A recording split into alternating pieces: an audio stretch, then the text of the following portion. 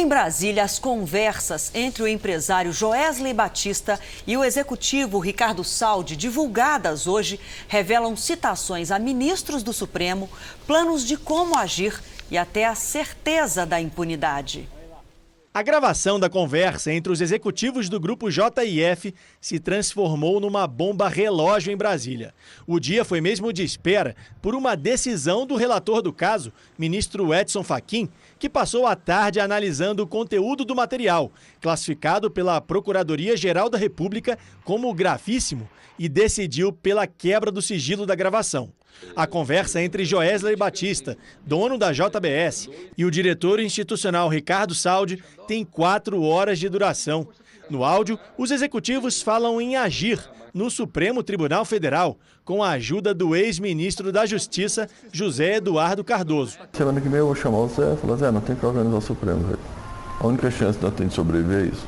Nós só vamos entregar o Judiciário e o Executivo, só. Não é muito. Ricardo Saldi fala também de uma conta corrente no Paraguai, omitida no acordo de delação premiada. Os executivos conversam ainda sobre uma suposta ajuda do ex-procurador Marcelo Miller, na época em que trabalhava na Procuradoria. Nós somos o joia da coroa deles. O Marcelo já descobriu e já falou pro Janot: ô Janot, nós temos um pessoal que vai dar todas as provas que nós precisamos. Ele já entendeu isso.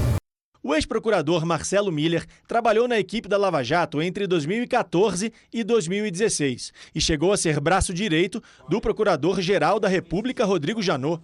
Após sair da Procuradoria, Miller foi contratado pelo escritório de advocacia, que representou a JIF nas negociações da delação. Os executivos gravaram a conversa em março deste ano, 2 meses antes de negociarem benefícios justamente em troca de informações. Neste trecho da conversa, os executivos tinham certeza da impunidade.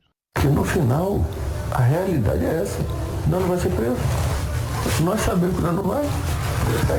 Vamos fazer tudo, menos ser preso. Hoje o procurador-geral disse em evento no Ministério Público que não teve coragem, mas sim medo de errar. Na verdade, o que eu tenho é medo. E o medo nos faz alerta. E medo de quê?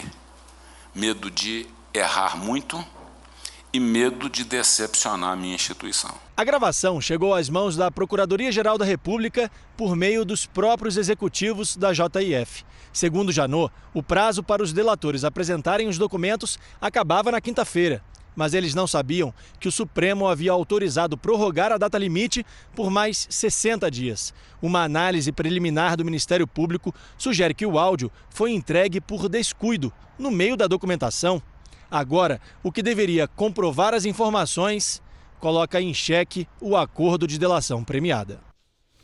Joesley Batista e Ricardo Saldi enviaram uma nota à imprensa em que afirmam que o conteúdo das gravações não tem nenhuma conexão com a verdade. Segundo eles, não há nenhum ato ilícito que eles tenham conhecimento no que se refere ao procurador Rodrigo Janot ou a qualquer ministro do Supremo Tribunal Federal. A nota termina com um pedido de desculpas pelo que eles consideraram um ato desrespeitoso e vergonhoso. O ex-ministro José Eduardo Cardoso disse que não vai comentar a conversa.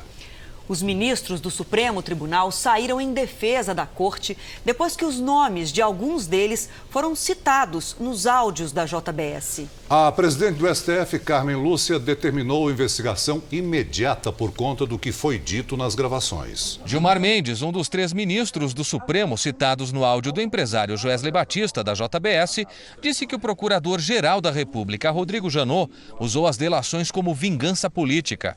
Em Paris, onde participa de um congresso sobre eleições, Gilmar disse que o erro do Supremo foi não ter colocado limites ao que chama de delírios do procurador. Um dos objetivos, inclusive, era me gravar, entregar minha cabeça, porque era assim que o Janot operava. Alguém pode se servir de uma instituição dessa forma?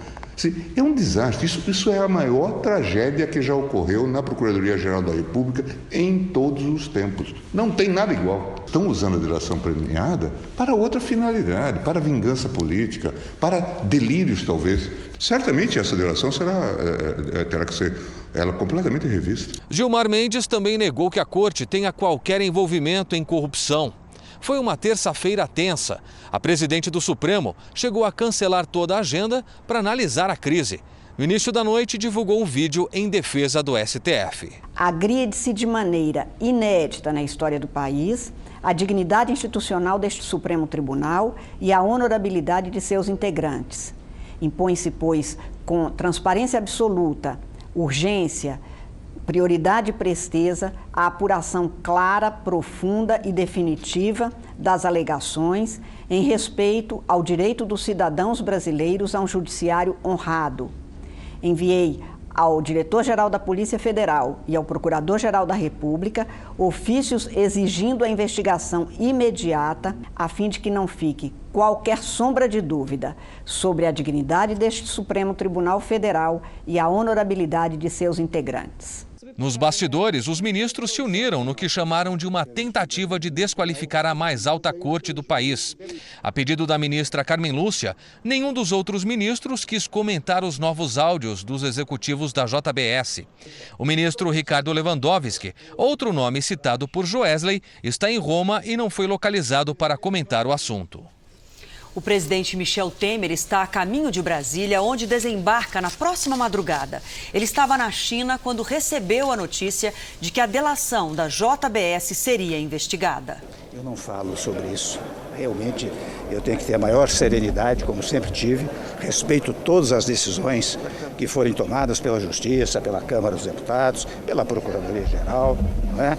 Eu tenho que respeitá-las, mas não devo falar uma palavra sobre isso. E agora nós voltamos a falar dos novos áudios da delação da JBS. Uma conversa entre Joesley Batista e o executivo Ricardo Saldi demonstra que eles usaram o ex-procurador Marcelo Miller para chegar ao Procurador-Geral da República, Rodrigo Janot.